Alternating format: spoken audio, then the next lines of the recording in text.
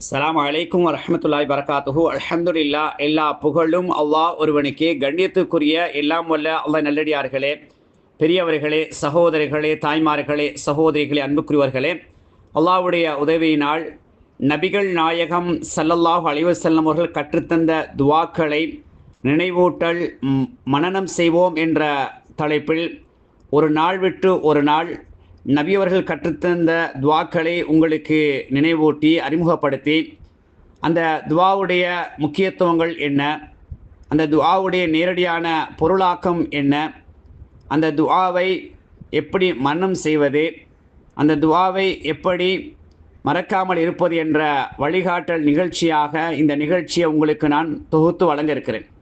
ஆகவே உங்களுடைய ஆர்வம், உங்களுடைய உற்சாகம், உங்களுடைய அந்த ஆர்வம் தான் நிறைய துஆக்களை மன்னம் செய்வதற்கு உதவியாக இருக்கும். இப்போ நீங்கள் என்ன செய்யணும்னு சொன்னால், முதலாவதாக இதுக்குன்னு தனியாக துஆ மன்னம்னு ஒரு தலைப்பொன்று போட்டு ஒரு நோட்டு ஒன்று, கொப்பி ஒன்று வச்சுக்கொள்ளுங்க, ஒரு புத்தகத்தை வச்சுக்கொள்ளுங்க. அதில் நான் சொல்லித்தர துஆக்கள் என்ன செய்யுங்க, நான் ஒரு தடவைக்கு பல தடவை சொல்லி காட்டுவேன் இந்த துஆவை எப்படி மன்னம் செய்யுதுன்னு சொல்லி. அப்போ அதை கேட்டு நீங்கள் என்ன செய்யணும், அரபில் எழுதி கொள்ளலாம். அல்லது நான் அரபு எழுத தெரியாதுன்னு சொன்னால், நான் சொல்லக்கூடிய அந்த அரபு வாசகத்தை நீங்கள் கேட்டு அப்படி தமிழ் எழுதி கொள்ளலாம். தமிழ் எழுதி நான் இந்த சொல்லித்தரக்கூடிய மெத்தட்டை நீங்கள் பாடமாக்கிட்டீங்க என்றால், மௌத்தா போகிற வரைக்கும் அந்த துஆ மன்னமாக இருக்கும், மறக்காது. அந்த அடிப்படையில் என்ன செய்யுங்க, தொடர்ந்து வரக்கூடிய இந்த துஆக்களை எழுதி மன்னம் செய்யக்கூடிய அமைப்பு உருவாக்கிக்கொள்ளுங்க. அப்போ நபி அவர்கள் கற்றுத்தந்த துஆவை நான் பாடமிட்டேன், இத்தனை துஆ எனக்கு மனனம் பாடம் என்று சொல்லக்கூடிய ஒரு சந்தோஷம் வரும். முதலாவதாக முஆது ரலியல்லாஹு தஆலா அன்ஹு அவர்களுக்கு நபி ஸல்லல்லாஹு அலைஹி வஸல்லம் அவங்க இந்த பின்வரக்கூடிய துஆவை கற்றுக் கொடுக்குறாங்க. முஆது ரலியல்லாஹு தஆலா அன்ஹு அவங்களை அழைச்சி நபி அவங்க சொல்கிறாங்க, யா முஆதே இன்னி வல்லாஹி ல உஹிப்புக. முஆதே, அல்லாஹ் மீது சத்தியமாக நான் உன்னை அதிகமாக நேசிக்கிறேன் என்று சொல்லிட்டு இந்த பின்வரக்கூடிய துஆவை சொல்லி கொடுத்துட்டு, ஒவ்வொரு தொழுகைக்கு பிறகும் இதை ஓதாமல் இருக்காத, ஓதி வரும்படி நபி ஸல்லல்லாஹு அலைஹி வஸல்லம் செய்றாங்க, வழிகாட்டுறாங்க. அந்த துஆ கவனிங்க. அல்லாஹும்ம அஇன்னி அலா ஸிக்ரிக வஷ்குரிக வஹுஸ்னி இபாதத்திக. 3 சொற்கள் அடங்கிய இந்த துஆ. இதனுடைய நேரடியான பொருள் என்ன?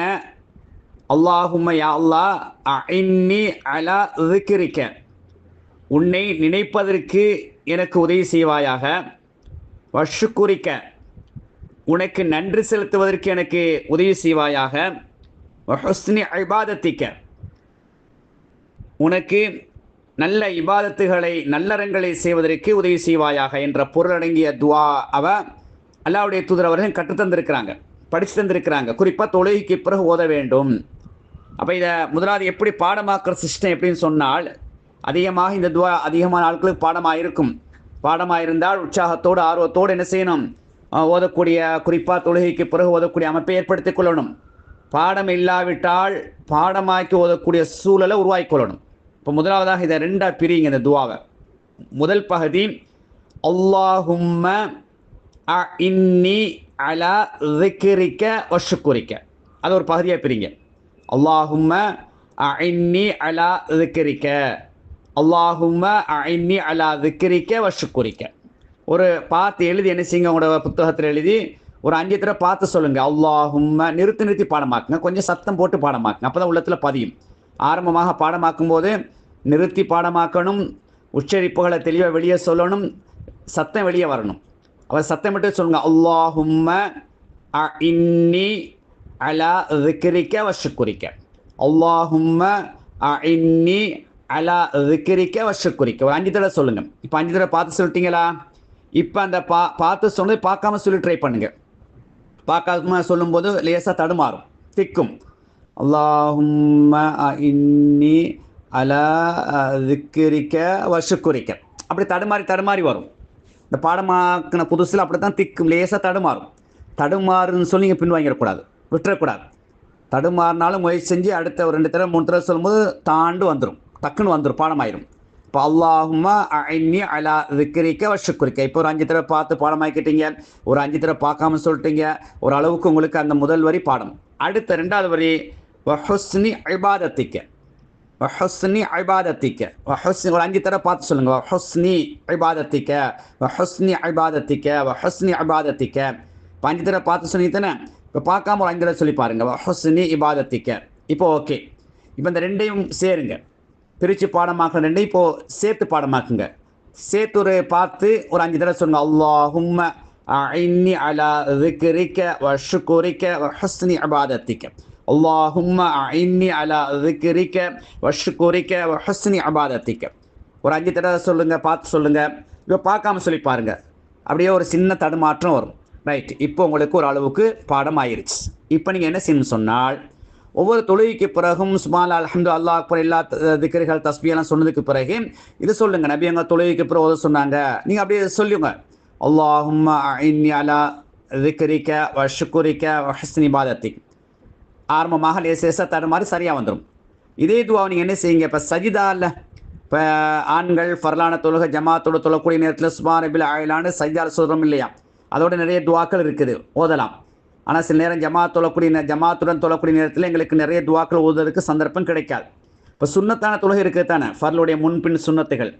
அந்த ஃபர்லுடைய முன்பின் சுன்னத்தில் சஜிதாவில் என்ன செய்யுங்க, சுப்ஹான ரப்பில் ஆயிலா சொல்கிறதோட இப்போ சொல்லித்தர எல்லா துவாயும் நீங்கள் ஓதணும். முதல் கட்டமாக இதை நடைமுறைப்படுத்துங்க. சஜிதாவில் இருந்துக்கிட்டு என்ன செய்யுங்க, திக்குனாலும் பரவாயில்லை. அல்லாஹும்ம அஇன்னி அலா ذிக்ரிக வ ஷுக்ரிக வ ஹுஸ்னி இபாதத்திக் 2 தடவை 3 தடவை சொல்லி பார்க்கும்போது சரளமாக வந்துடும். மாஷா அல்லாஹ். இப்போ டெய்லி சஜிதாவில் ஓதலாம், தொழுகை பிறகு ஓதலாம். எப்பெல்லாம் துவா கேட்குறீங்களோ அப்பெல்லாம் துவா கேட்கலாம், இந்த துவா ஓதலாம். அப்போ இந்த துவா ஓதும்போது முக்கியமாக நீங்கள் கவனிக்கணும், சொல்லுக்கு சொல் வரிக்கு வரி உங்களுக்கு பொருள் பாடம் இல்லாவிட்டாலும் கூட இந்த துவாவுடைய சமரி, இந்த துவாவுடைய சாரம் சுருக்கம் இதுதான். அல்லாட்ட நான் என்ன செய்கிறேன், அவனை நினைக்கிறதுக்காக வேண்டி, அவனுக்கு நன்றி செலுத்துவதற்காக வேண்டி, நல்ல மனுஷதற்காண்டி அல்லாட்ட நினைச்சு உதவி கேட்குறேன் என்ற அடிப்படையில் சுருக்கம் வழங்கி வச்சுக்கொள்ளுங்க. அப்போ இந்த துவாவுடைய பொருளும் மறக்காதே, துவாவுடைய வாசகங்களும் மறக்காதே. நீங்கள் டெய்லி நடைமுறைப்படுத்தணும். சும்மா போகிற போக்கில் இன்றைக்கி மட்டும் பாடம் ஆக்கிட்டு 2 தடவை சொல்லிட்டு அப்படியே காற்றா விட்டுறக்கூடாது. டெய்லி நடைமுறைப்படுத்தி பாருங்கள்.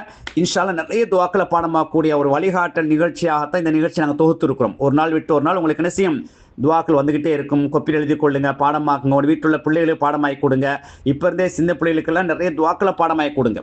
பாடமாக்கி கொடுத்தா அவங்க இளைஞர்களாக வரக்கூடிய நேரத்தில் மாஷா அல்லாஹ் நிறைய துவாக்களோடு தமது வாழ்க்கையை கொண்டு போகக்கூடிய சூழலை உருவாக்கி கொள்ள முடியும்.